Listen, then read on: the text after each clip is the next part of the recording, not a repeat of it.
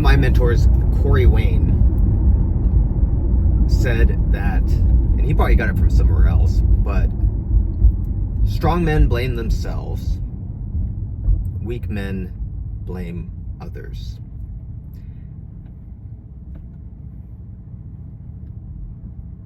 I was at the gym today, as I always am, and I was just finishing up. It was actually really cool. I got to spend a lot of time with some people that I care about there.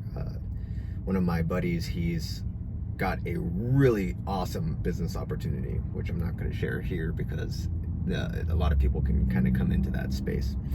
But anyway, as I was finishing, I always go and I hit the heavy bag. I go and do Muay Thai on the heavy bag just to keep my shins dead. And in Muay Thai, if you look at how the Thais from Thailand practice, they are all about consistency and power. Here in the West, it's a little bit more of like combinations and sparring and heavy sparring and so on. Over there, it is about doing the same thing over and over and over and over and over again. It's about getting the technique as perfect as possible. Because in Muay Thai, if you've never done Muay Thai at all, you really only have a limited amount of moves. You do not have that much in the way of what you are able to do. You don't have these flashy spinning kicks. You don't have these jumping kicks where you do 2 kicks at once and things like that. You have your punches that you would normally see in boxing.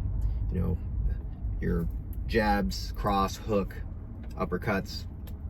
You have elbows. You have knees. And you have your roundhouses. And with the roundhouses, you're mainly landing on something with your shin. And the Thais practice these things over and over and over again. You also have the teep kicks, teep and push kicks, which are kind of like straight kicks. They practice these things over and over and over and over and over and over so that their body will react with second nature when the tool is needed. When they need to do a teep kick, it is boom, right there. When they need to do a roundhouse, boom, it's there. And then on top of that, if that roundhouse gets checked, so checking, when you get checked, is when somebody lifts up their leg to the side and their shin meets your shin, or their knee meets your shin, and it freaking hurts. If your shins are not used to getting hit like that or slamming into something like that, you are going to collapse. It hurts so bad. And so part of the training, especially in Thailand, people get away with it here, but especially in Thailand, is hitting the heavy bag over and over and over and over and over again. You see people doing these like different exercises to kill the nerves in their shins, and really, you ask the best Thai fighters, a lot of them will tell you that that's not necessary. All you literally need to do is hit the heavy bag over and over and over and over and over and over and over and over again. So they'll literally spend hours doing the same types of moves. And there's a reason for that. The reason for that, aside from the fact that they'll have the tools necessary, the other reason for that is that they can bring power. Once the technique is there, they can bring power.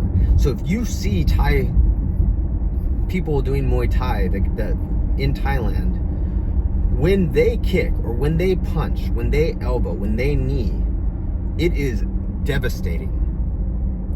It is absolutely devastating. Every kick, just about. Every punch, just about. It's not this like boom, boom, boom, jab, jab, jab, jab, angles and stuff, which that's good. There's a lot of the newer Muay Thai people, especially the Westerners, integrate boxing angles and things like that. But traditionally, every punch is a jab. For somebody in Muay Thai in Thailand is the same as a cross here in the States. That's how powerful they can be. And so they can bring power, a tremendous amount of power, simply because they have done that move over and over and over again, and their body is able to then generate enough energy, can generate the energy, they can generate energy that's from the movements of their hips, from their legs, from their upper body, all the way down to just to devastate every single time. And that's why when people don't realize, who have never fought, you'll see these big bodybuilders who look amazing, look just absolutely just ripped, and you go and search on YouTube, bodybuilder kicked in the leg, or Muay Thai bodybuilder takes Muay Thai kick, or something of that nature, and you'll see that there's one video in particular where there's this totally jacked guy who's like, yeah, kick me in the leg, kick me in the leg. And the guy who's gonna kick him is like, here, let me put a pad on your leg. And he's like, no, man, just do it. And the bodybuilder's insisting, and the guy says, no, let me put a pad on your leg. And so the guy puts a pad on his thigh. The guy who knows Muay Thai goes and kicks him in the leg, and this big huge bodybuilder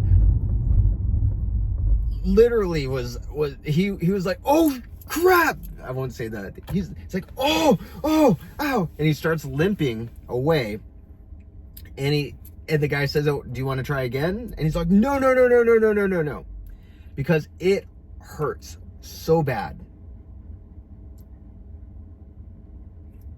And so, as you are learning this skill, you're seeing that power. You're seeing that power is derived from consistent action, consistently doing the exact same thing over and over and over and over again. And just like when you're bodybuilding and you're getting stronger with weights,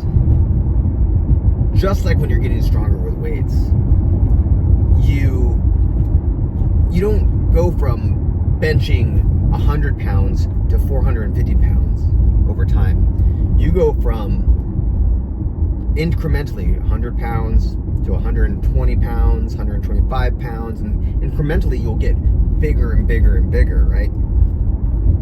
Well, and you'll get stronger and stronger and stronger.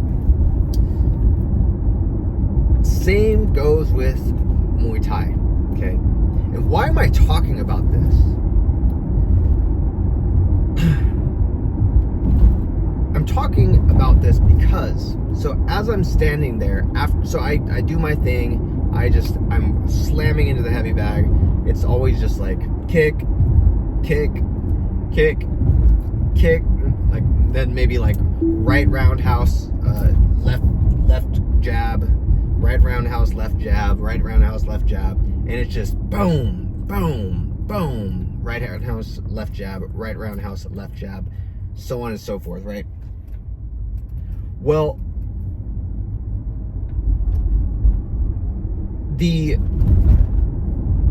after I'm done with this, I go and I'm standing right next to me was my buddy Rob. He was doing some cable stuff, because that's where the heavy bags are right next to the cables.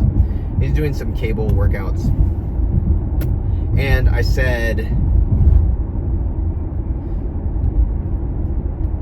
I started talking to him about this business thing that he has. I'm super, super excited. And this other guy comes, has boxing gloves, and gets in there and so on, behind the heavy bag. And he just starts flailing, going nuts, boom, boom, boom, kicking and going, and you can tell he has not trained at all. You can tell he's just like, I'm gonna show my moves. I'm gonna show them what I can do. And he goes full try hard mode, which is fine. That's awesome. Go do it. Get your workout on, right? Full try hard mode, no skill, no technique whatsoever. Bag swinging all over the place. And you could just tell, everyone around could tell as well. And it is not an attractive sight when somebody's try hard. It is actually a pretty, especially when you are around other people who know what they're doing, you become far, far less attractive. You've become almost a joke. And that's the same as it is in life, okay? If you want to be attractive, you have to consistently grow in all the areas of life. A lot of men will get mad that they can't find a relationship, they can't run a successful business, they can't do this, they can't do that, when they are missing teeth or their teeth are crooked. My teeth used to be crooked as an adult. What did I do? I ended up getting aligners, braces basically. It was like a Invisalign. They smell bad, or like me, I had hair all over the place and I looked like a bum, and I let my beard grow out like crazy and I looked retarded, and I couldn't wonder why. I had no idea why nobody wanted to do business with me, or very few people wanted to do business with me.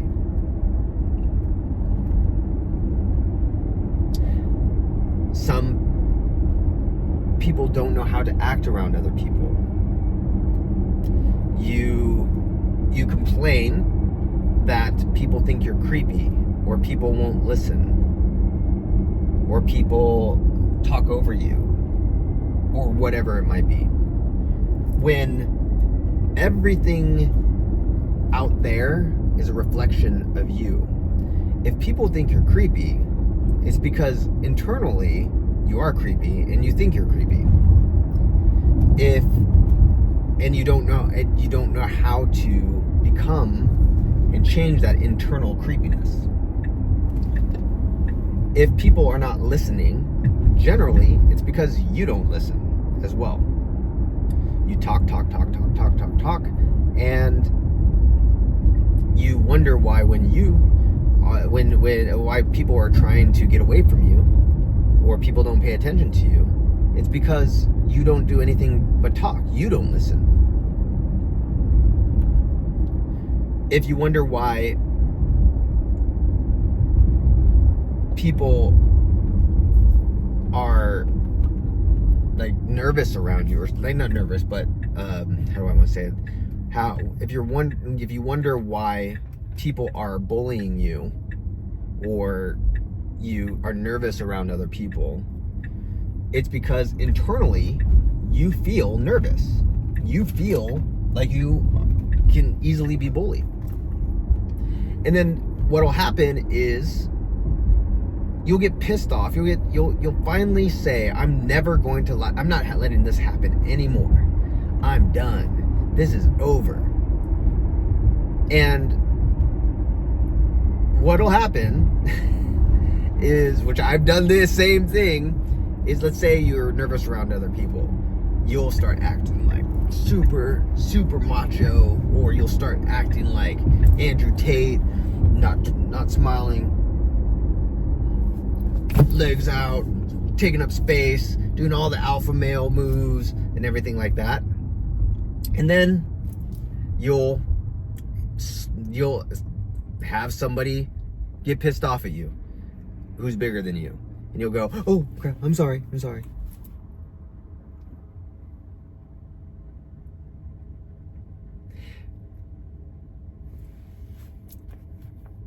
And that's part of the game.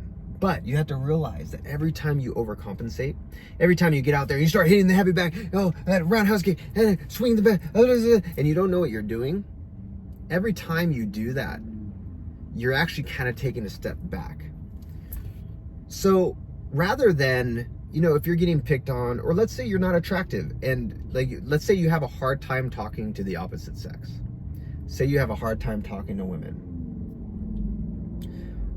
Start by talking to grandmas in the checkout line. Start by holding little conversations with people who you are not attracted to. Start by talking to people behind the counter. Little by little.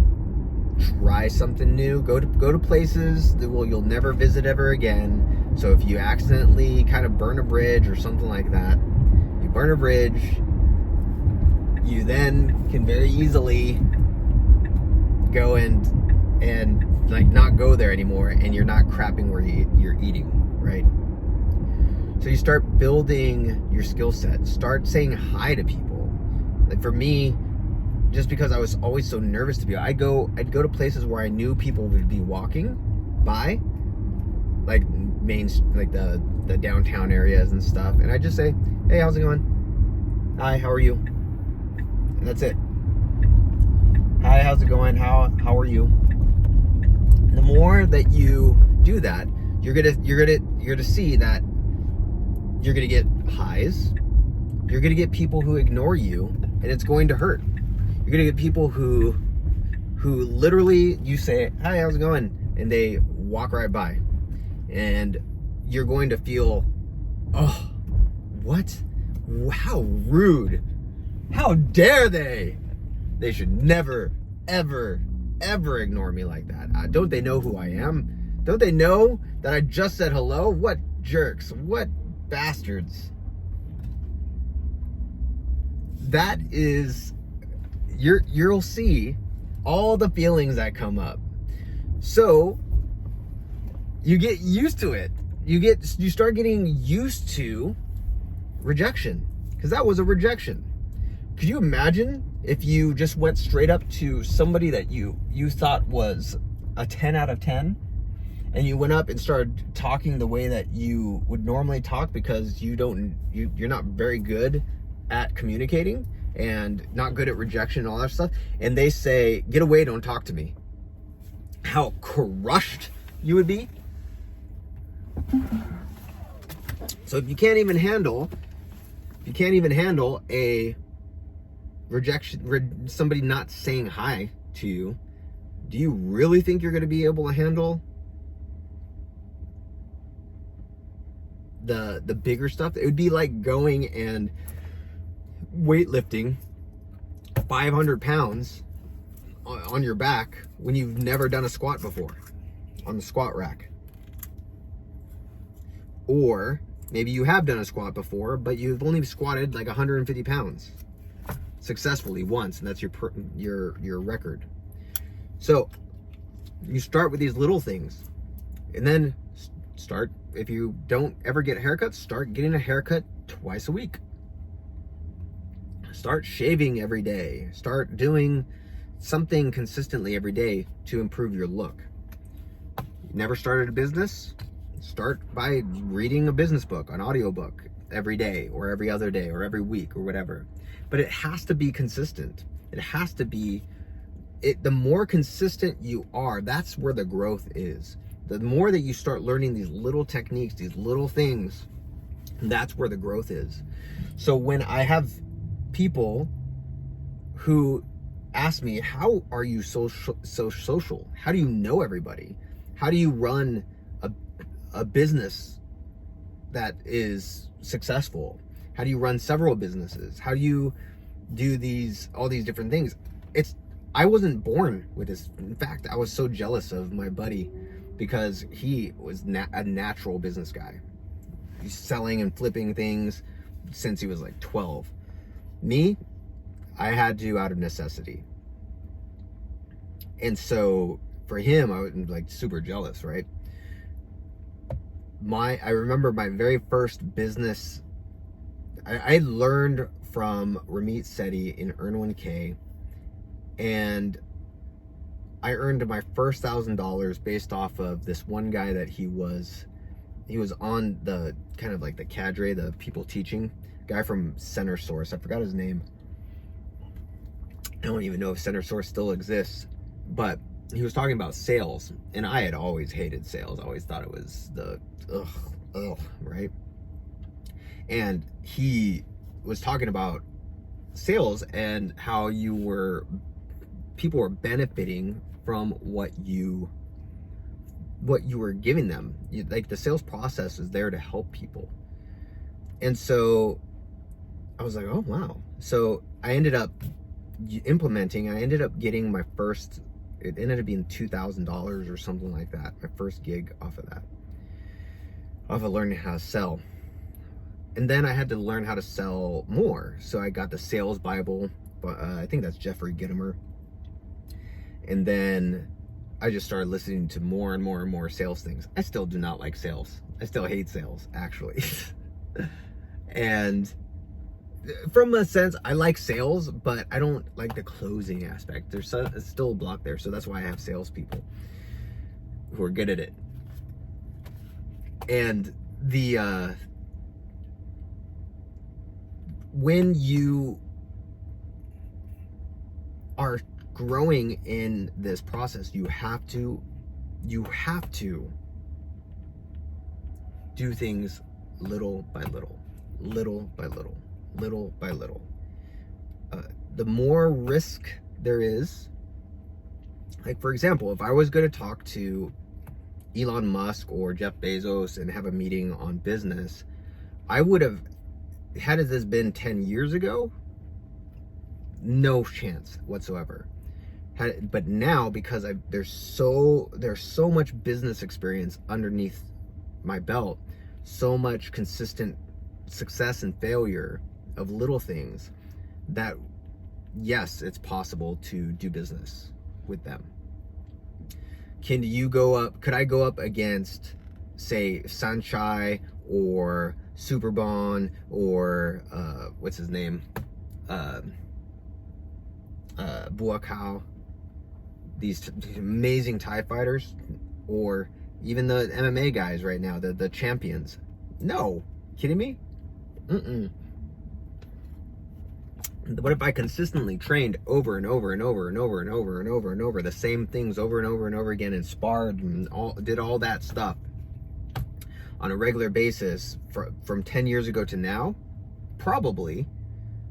But that I didn't do that. And so the whole point of this is that if you want to be successful, really truly successful in life, especially as a dude, as a guy, how you look, how you dress, how you smell, how much money you make, and not even how much money you make, how passionate you are about what you do, how ambitious you are, how socially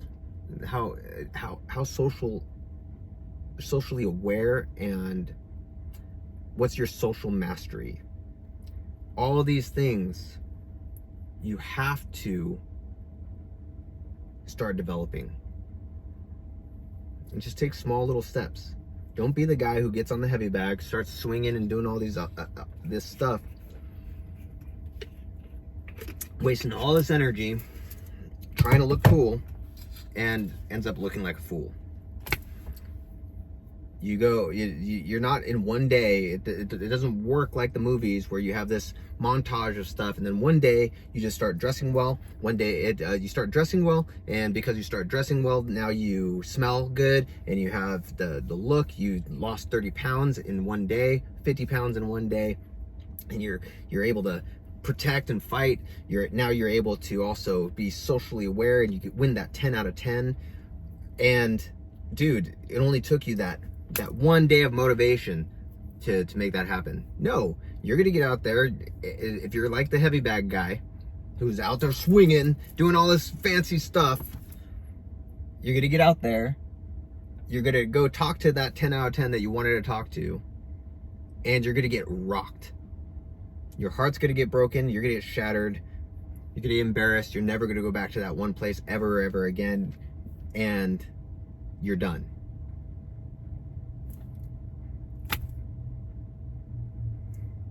But if you take consistent action, you start small, you get these little wins and little wins and little wins and little wins, and sometimes failures, and little wins and little wins over and over again, like the Thais do. Practicing the same thing over and over again, practicing the same thing over and over again, you will become attractive, you will become successful, you will become what you want to be. See it in your mind what you want to be, and start doing the little things to get you there.